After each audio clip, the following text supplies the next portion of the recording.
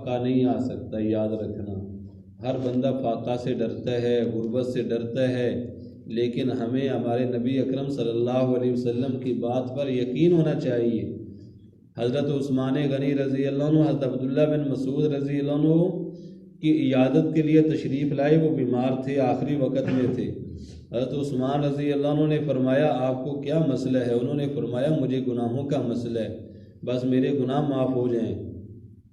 میرے دوستوں اور عزیزوں، وہ کرتے بھی تھے، ڈرتے بھی تھے، سب کچھ کرتے ہوئے بھی ڈرتے تھے۔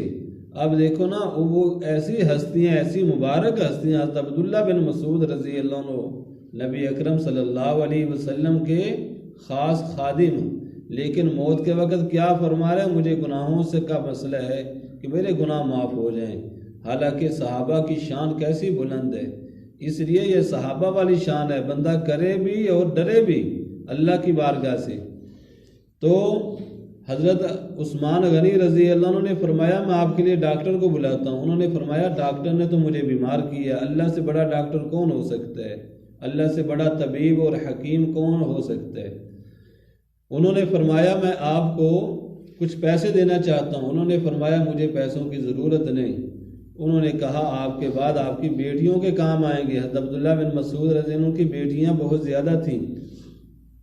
انہوں نے فرمایا مجھے اس کی بھی ضرورت نہیں ہے، میں نے اپنی ساری کی ساری بیٹیوں کو سورۃ واقعہ سکھائی ہوئی ہے اور وہ روزانہ رات کو سورۃ واقعہ پڑھ کر سوتی ہیں۔ اور میرے نبی صلی اللہ علیہ وسلم نے فرمایا جو شخص گھر کے اندر سورۃ واقعہ رات کو پڑھتا ہے اس کے گھر میں کبھی فاقہ نہیں آ سکتا۔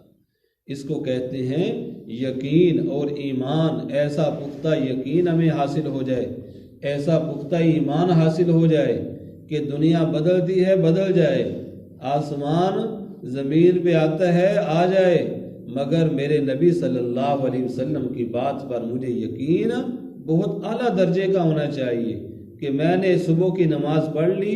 ایک حدیث پاک میں آتا ہے جو شخص صبح کی نماز پڑھ لیتا ہے وہ اللہ کے ذمہ کے اندر آ جاتا ہے۔ بھائی اللہ تعالیٰ کا ذمہ ہو جاتا ہے، اس سے کیا ذمہ ہو جاتا ہے کہ اللہ تعالیٰ اس کی حفاظت فرمائے گا۔ 3 آدمی اللہ کے راستے میں ہوتے ہیں، جو شخص مسجد کی طرف آتا ہے گھر سے نکل کر وہ بھی اللہ کے راستے میں ہوتا ہے۔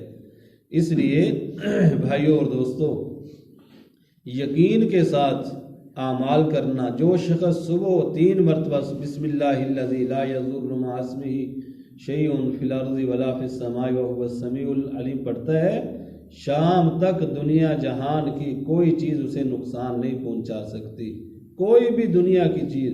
جو شخص شام کو پڑھ لیتا ہے صبح تک کوئی چیز دنیا کی اسے نقصان نہیں پہنچا سکتی۔ یاد رکھنا کتنا مختصر عمل ہے، اس کو اپنی زندگی کے اندر داخل کریں، اپنے بچوں کو بھی سکھائیں، اپنے گھر والوں کو بھی سکھائیں۔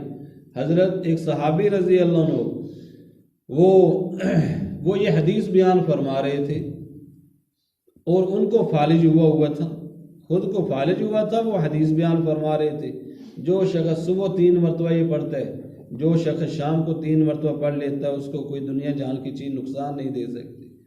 تو ان کو فالج ہوا تھا۔ ایک شخص ان کو دیکھ رہا تھا، وہ سمجھ گیا کہ یہ مجھے کیوں دیکھ رہا ہے۔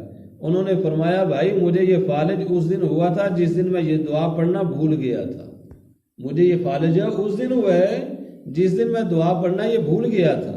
اس لیے میرے بھائیوں اور دوستوں، صبح شام کی دعاؤں کا بھی اہتمام کرنا اور بچوں کو بھی سکھانا۔ دعاؤں کے اوپر اہتمام کا وعدہ ہے، حفاظت کا وعدہ ہے، دعاؤں کے بغیر کوئی وعدہ نہیں ہے۔ اللہ کے سارے وعدے، اللہ تعالیٰ کے سارے وعدے اعمال کے اوپر ہیں، مال کے ساتھ اللہ تعالیٰ کے کوئی وعدے نہیں۔